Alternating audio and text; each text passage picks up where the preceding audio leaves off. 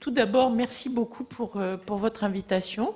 J'y suis très sensible je découvre de plus en plus en fond ce qui se passe à l'intérieur des groupes de travail de la CGE. Donc, je voulais déjà vous féliciter pour la richesse, la diversité de ce que vous faites. Et puis, encore une fois, très heureuse d'être ici. Alors, j'ai un peu moins de slides que Marie-Jo et je la félicite pour sa présentation extrêmement... on voit les écoles d'ingénieurs et vous allez voir maintenant les écoles de management qui sont un peu plus flexibles et qui s'adaptent au contexte. Alors, très rapidement, pour faire un petit point aussi de contexte, comme Marie-Jo l'a très bien fait, donc vous savez que là, vous connaissez tous bien sûr la conférence des grandes écoles, à peu près 250 écoles, une grosse majorité d'écoles d'ingénieurs, à peu près 220, et dans le chapitre des écoles de management donc, que je préside, nous avons actuellement 38 écoles, sachant que certaines écoles de management peuvent être membres de la CGE, mais pas forcément membres du chapitre, puisque nous avons des critères d'entrée au chapitre qui sont plus drastiques, je dirais, que les critères d'entrée à la CGE aujourd'hui, pour des raisons que vous pouvez imaginer, qu'il y a peut-être moins cet écosystème dans les écoles d'ingénieurs, mais nous, dans les écoles de management, aujourd'hui, n'importe qui peut s'installer dans 1000 mètres carrés dans Paris, mettre bachelor sur sa porte et dire je fais un bachelor en management, que je vais vendre 10 000 euros. Il n'y a absolument aucun contrôle et aucune accréditation nécessaire, ce qui fait que les écoles de management en France, si on doit vraiment calculer celles qui composent cet écosystème, on doit en avoir plus de 300 aujourd'hui.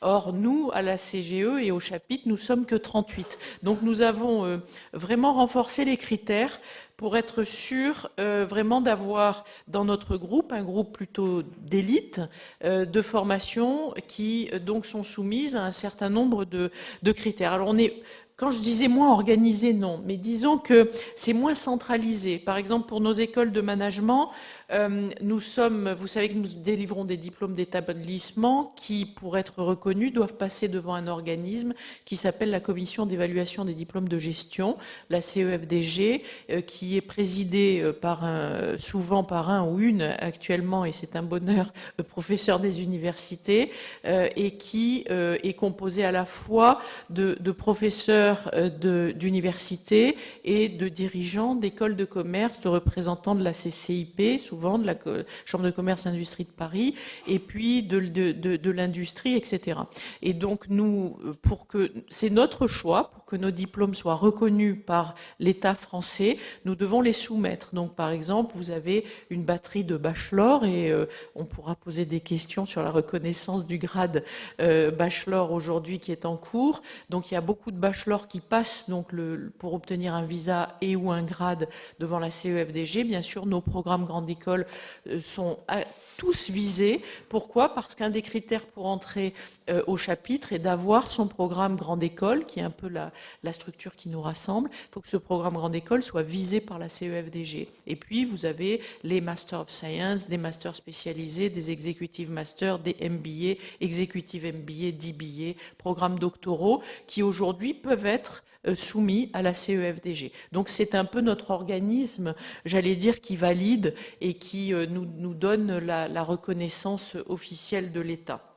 Et puis, à côté, vous avez tout un tas, et je reviendrai dans la présentation, d'accréditation internationale. Donc voilà un petit peu pour l'environnement. Alors, pour revenir sur le thème de la journée, je remercie encore Jörg de m'avoir invité, et merci à Hélène Duranton, qui est la directrice de Skills à Schema, de nous avoir permis cette introduction.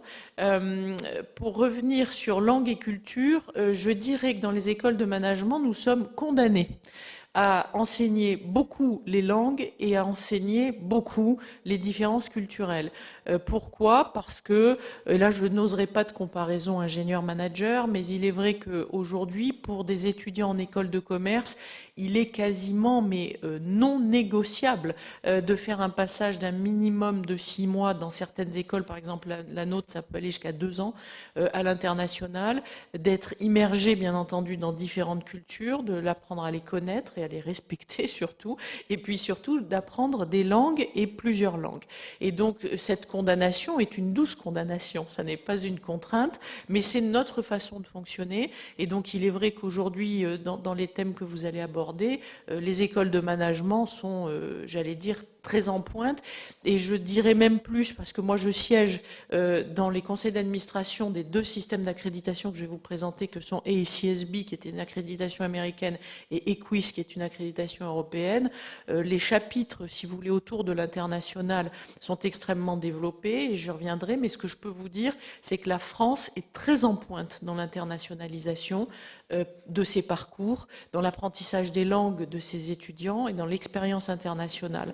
Nous sommes implantés dans plusieurs pays dans le monde, et je dois reconnaître avec satisfaction que la France est extrêmement développée sur tout ce qui est international, langue et culture. Et donc ça, c'est une bonne nouvelle pour nous. Alors, de quoi parle-t-on quand on parle d'internationalisation dans les écoles de management ? On a tendance aujourd'hui, et on est en train d'évoluer, à parler d'étudiants étrangers ou de profs étrangers, ce sont leurs passeports. Alors, c'est pas très satisfaisant parce que vous pouvez recruter un professeur soudanais et un étudiant américain. Ça ne veut pas dire que l'expérience interculturelle est réussie. Donc, ce comptage en termes de passeport étranger n'est pas satisfaisant, mais c'est celui qui est le plus petit commun dénominateur de toutes les écoles. Et on verra des organismes d'accréditation. Alors, vous avez bien entendu les accréditations internationales. Nous, on en a 3 particulièrement, 2 très importantes. EQUIS, qui est la plus dure à obtenir, et ACSB, qui est un petit peu plus facile, on pourra revenir dessus, et en bas pour l'accréditation des MBA. Ensuite, on arrive graduellement vers des niveaux de complexité. Vous avez la présence, souvent nos écoles ont quasiment toutes, à la conférence des grandes écoles, un programme qui tourne en partenariat ou non à l'étranger, dans un pays, dans une université, avec un partenaire, un joint degree, un double degree. Voilà, ça c'est notre pratique commune, et j'allais dire, vous verrez les chiffres, plus de 98% des écoles font ça aujourd'hui.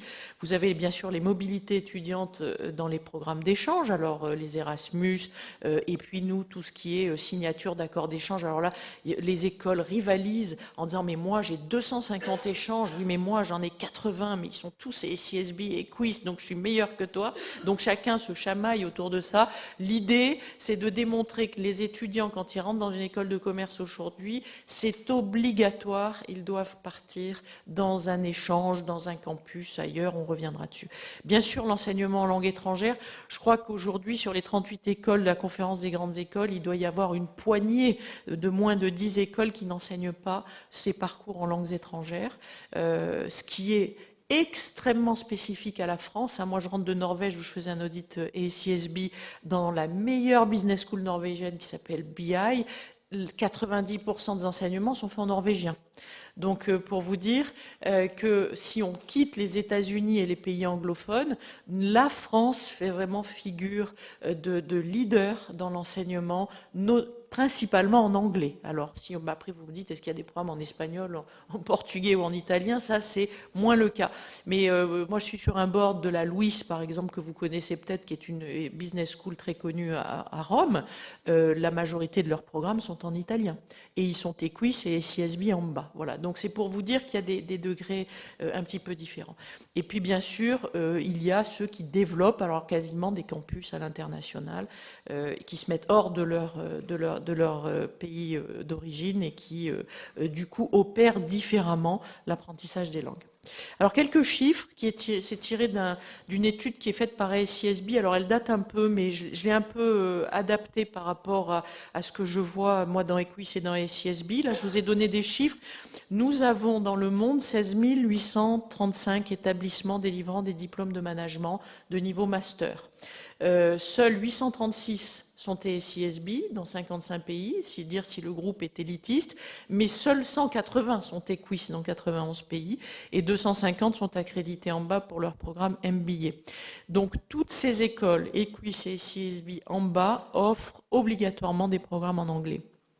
Pas en majorité, je prenais l'exemple de BI, mais en tout cas, il y a toujours des programmes master ou des programmes bachelor en langue anglaise. Et alors ensuite, si on revient sur les formes d'évaluation de l'internationalisation, vous voyez que les échanges d'étudiants, les échanges de profs, les échanges facultés-étudiants, allez, grosso modo, représentent entre 80 et 90% de nos pratiques. Donc il n'y a pas aujourd'hui une école de management, en tout cas en France, qui n'ait pas une dizaine, une vingtaine d'accords avec des institutions étrangères.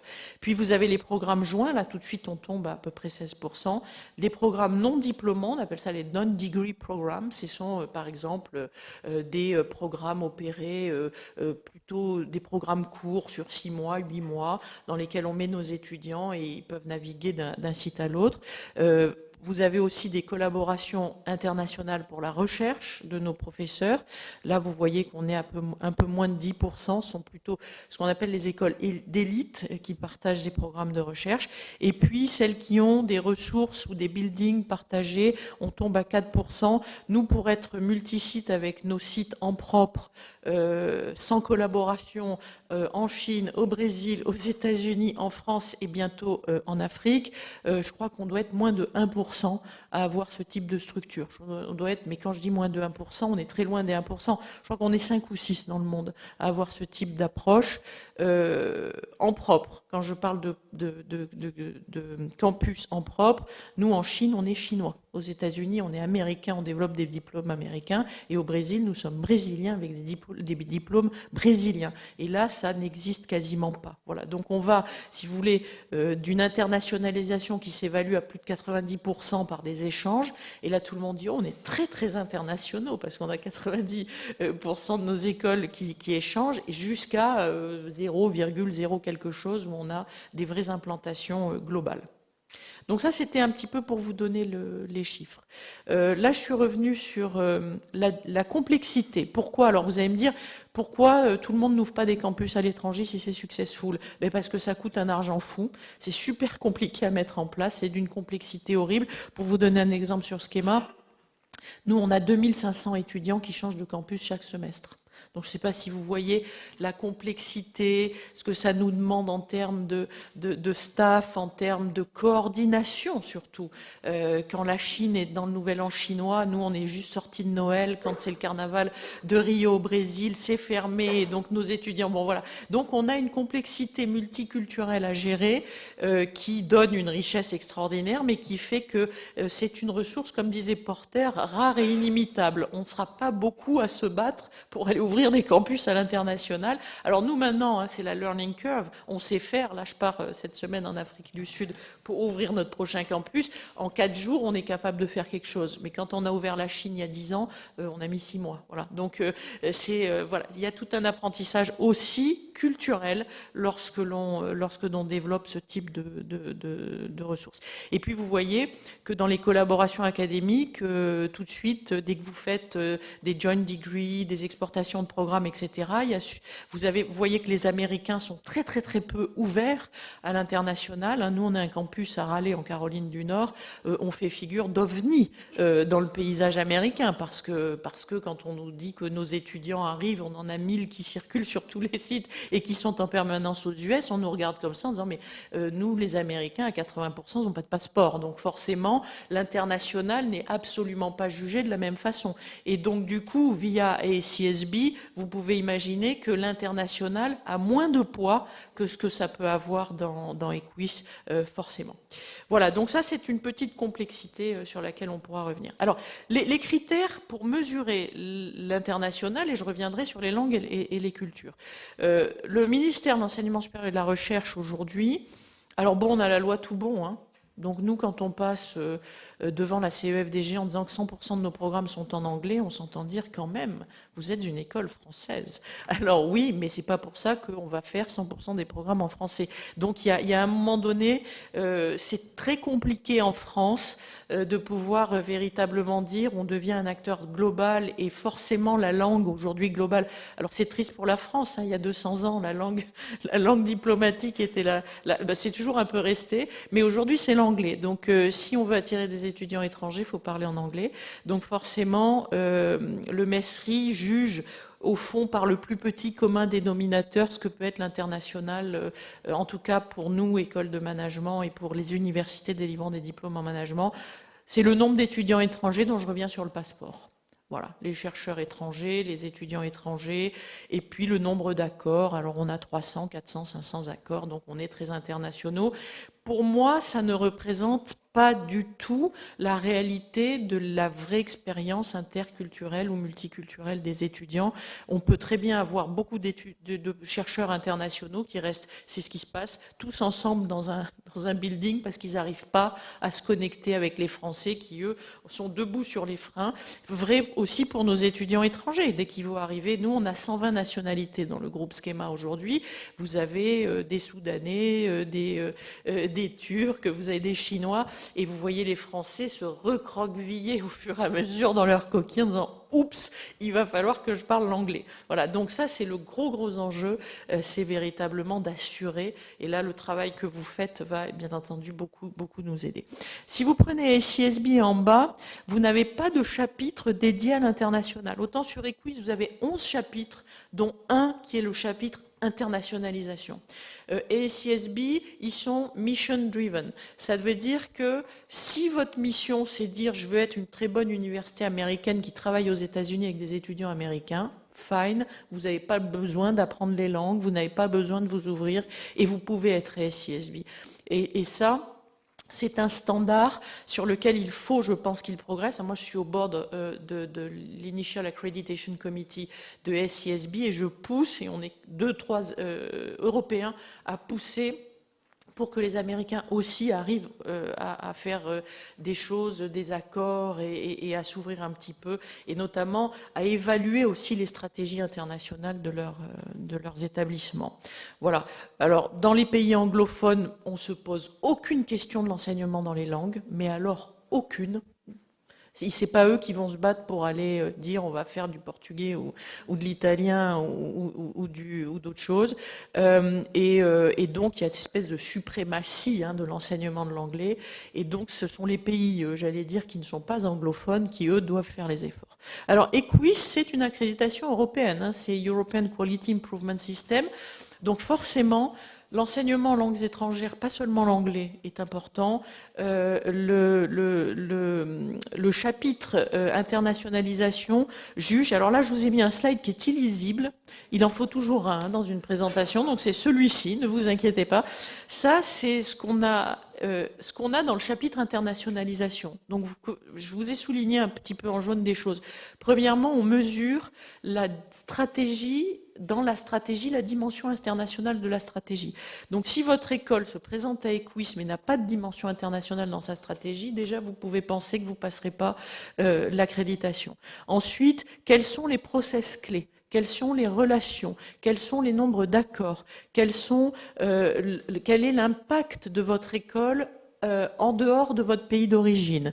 Ensuite, c'est quelles sont toutes les activités que vous faites, de l'échange d'étudiants jusqu'à l'installation de campus à l'étranger. Ensuite, c'est les relations académiques. Est-ce qu'on parle de la recherche? Est-ce qu'on parle des profs? Est-ce qu'on parle de programmes? Donc tout ça, c'est extrêmement fouillé. Et quand on met 2 jours et demi à faire un audit EQUIS, vous avez au moins 1 heure qui est consacrée à aller vraiment profondément dans la réalité de la stratégie internationale. Vous voyez les étudiants, etc. et vous mesurez ça. Et vous voyez, est-ce que vous êtes capable de recruter des étudiants et des professeurs étrangers? Et il y a un critère, par exemple, EQUIS donne des standards. Alors je meet standard ou je meet pas le standard.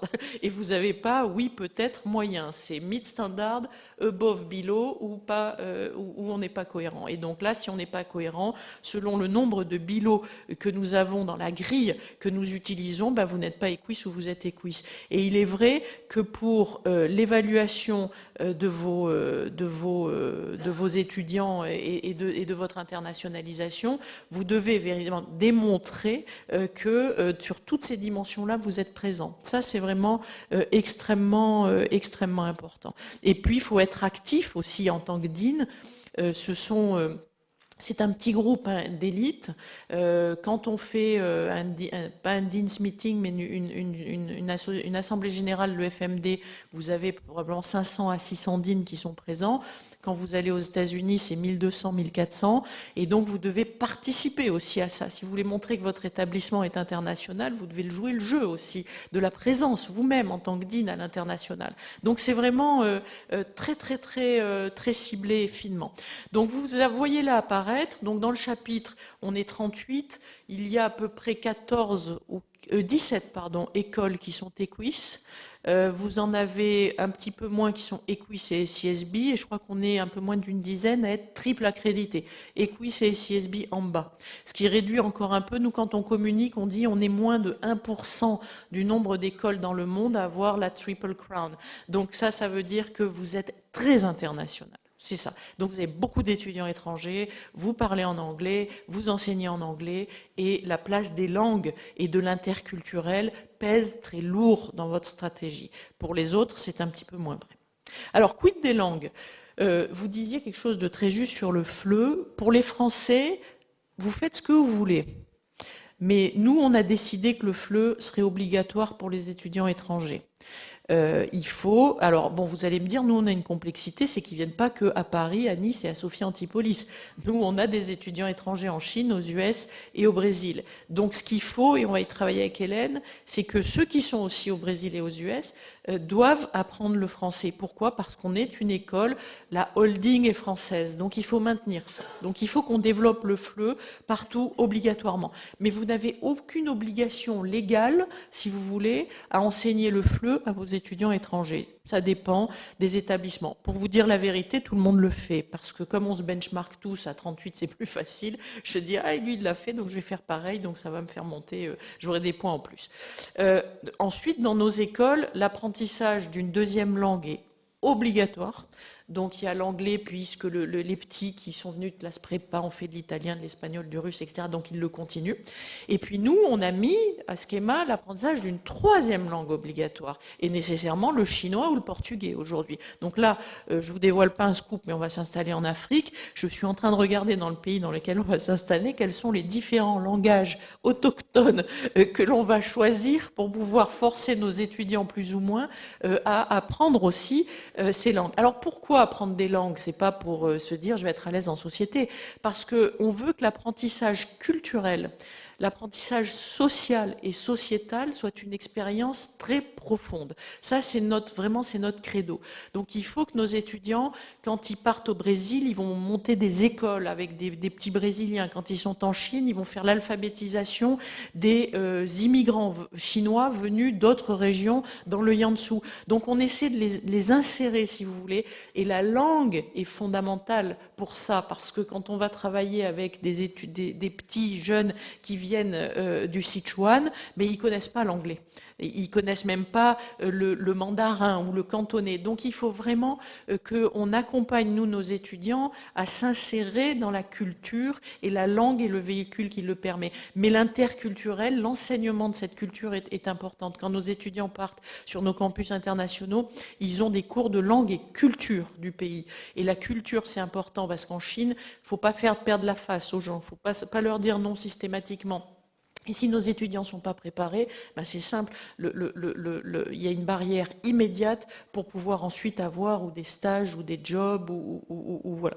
Et puis, autre mesure, par exemple, avec EQUIS qui est importante, c'est est-ce que nos étudiants, nos graduates, vont trouver du travail à l'international. Alors ça m'a valu une discussion mémorable avec le ministère qui m'a accusé d'enlever les talents français et de les envoyer dans des pays étrangers. Alors je les ai rassurés en leur disant que oui, nous, 70% partent travailler, première expérience à l'international, mais sur ces 70%, vous en avez au moins 98% qui reviennent à un moment donné.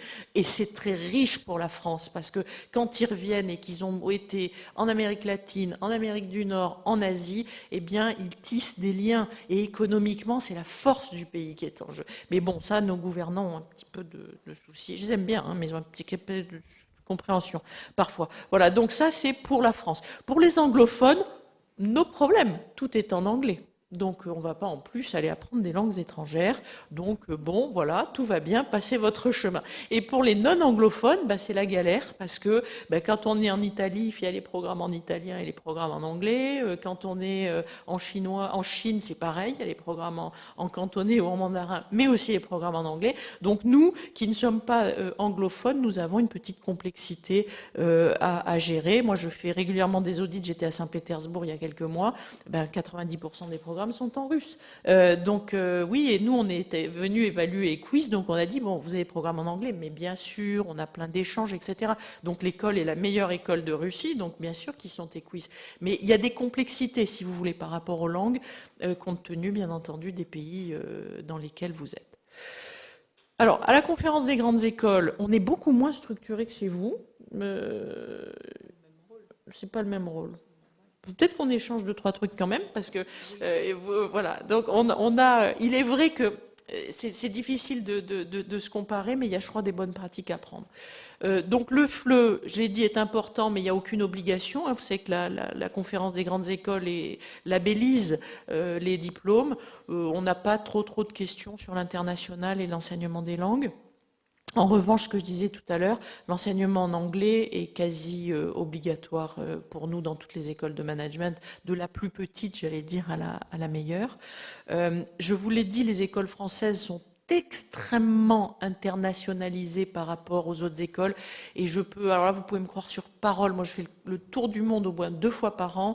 Je n'ai jamais vu un pays qui avait une telle stratégie internationale. Au niveau des écoles, je ne me prononcerai pas sur les universités, mais on est devenu, et vraiment pour avoir des dialogues réguliers avec le MESRI, ils nous ont demandé au cabinet de donner nos bonnes pratiques, parce que vraiment on le fait très bien, c'est une habitude, on ne se pose même plus de questions, et on est vraiment très bien. Sur l'apprentissage des langues, alors, ça coûte beaucoup d'argent. On est d'accord? Si vous faites un amphi de l'enseignement de International Marketing devant 1200 étudiants, ça passe très bien. Vous faites l'enseignement en anglais à 1200, je suis sûre que vous allez me dire non et vous aurez raison. Donc forcément, découpé en petits groupes et en répétition de petits groupes, ben pour les écoles, le coût, l'enseignement, nous, Hélène nous dira combien on a de milliers d'heures. Nous, on a 110 000 heures de cours dans le groupe Schema. Et les langues doivent représenter, je sais pas, un tiers, probablement, de cet enseignement, qui est très important. Donc ça veut dire quoi? Ça veut dire que ça vous coûte des sous. Et donc les écoles trouvent des moyens pour réduire un petit peu ça.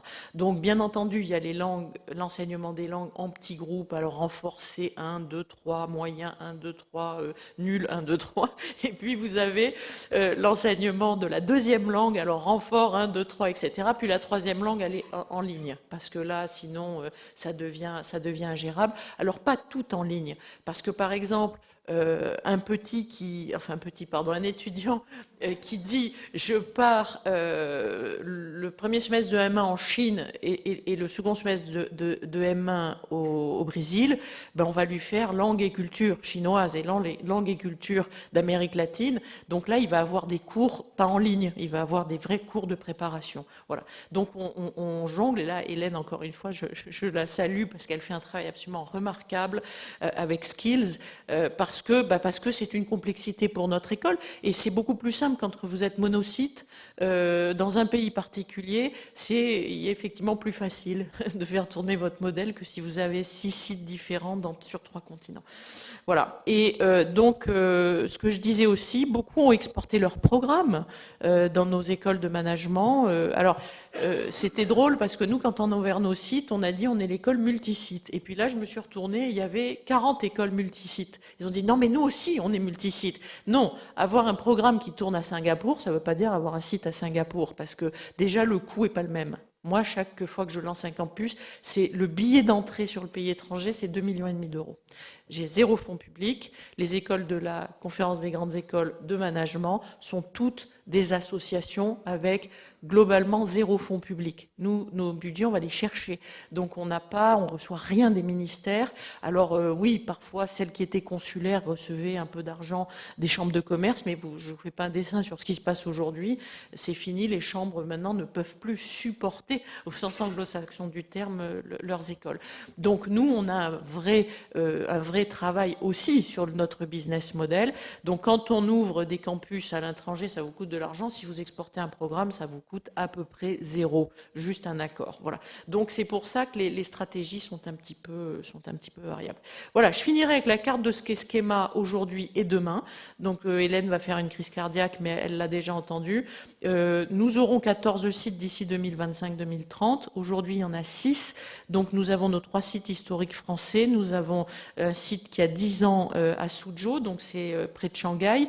Un site qui a maintenant un peu moins de 10 ans à Raleigh, en Caroline du Nord, et un site qui a 2 ans au Brésil, à Belo Horizonte, et qui a déjà 700 étudiants. On a 2 ans d'existence, on a la licence du gouvernement brésilien, et il y a déjà 700 étudiants dans ce site. Aux États-Unis, on est américain, on a tous nos programmes délivrés par UNC, donc le système de Caroline du Nord, donc ils sont licensés par la Caroline du Nord. En Chine, c'est très compliqué, comme vous le savez. Nous, on est chinois, donc on est dans une espèce de zone grise où il n'y a personne qui a ce statut. Nous, on a mis 10 ans pour devenir chinois, et aujourd'hui, le ministère de l'Éducation de la Chine nous regarde comme ça en disant « mais d'où vous arrivez ?» Et on dit « mais ça fait 10 ans qu'on est là, mais qu'est-ce que vous avez fait? Pourquoi vous êtes chinois ?» Et donc ils pigent pas. Et donc là, voilà, comme on est chinois, ben on doit enseigner la philosophie de Xi Jinping aujourd'hui, parce que voilà, on serait pas chinois, on n'aurait pas à le faire. Bien entendu, on a les langues, on a le mandarin intense, et puis nos petits travaillent en Chine, ils font des stages en Chine. On a fait découvrir aux entreprises de notre région que le stage, ça avait un atout. Et donc voilà, on est en train de culturellement s'enrichir, j'allais dire mutuellement. Mais il est vrai que voilà, pour les Chinois, alors on leur a dit, bah, puisqu'on est Chinois, maintenant on veut les diplômes du ministère de l'Enseignement supérieur de la Chine. Ils ont dit, non, non, non, là, on va étudier, puis on va voir si effectivement vous ne devriez pas être abrité par une université pour pouvoir faire ça. Donc voilà, je vous ai dévoilé les secrets d'alcôve de la maison. Pourquoi 14 sites? C'est pas nous, la holding française, qui allons ouvrir ces 14 sites.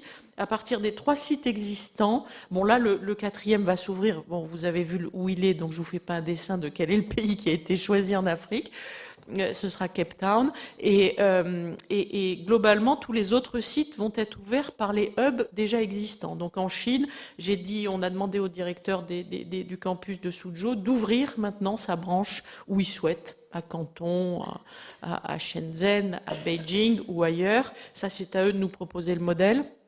En Russie, ça on le fera à un peu plus long terme, ça sera l'étape d'après. En Amérique, comme vous voyez sur la côte ouest, c'est l'équipe du campus de Raleigh qui décidera si elle a envie d'aller à Seattle, à San Francisco ou à Los Angeles. Ça c'est à eux de décider en fonction de leur business model et de leur autonomie.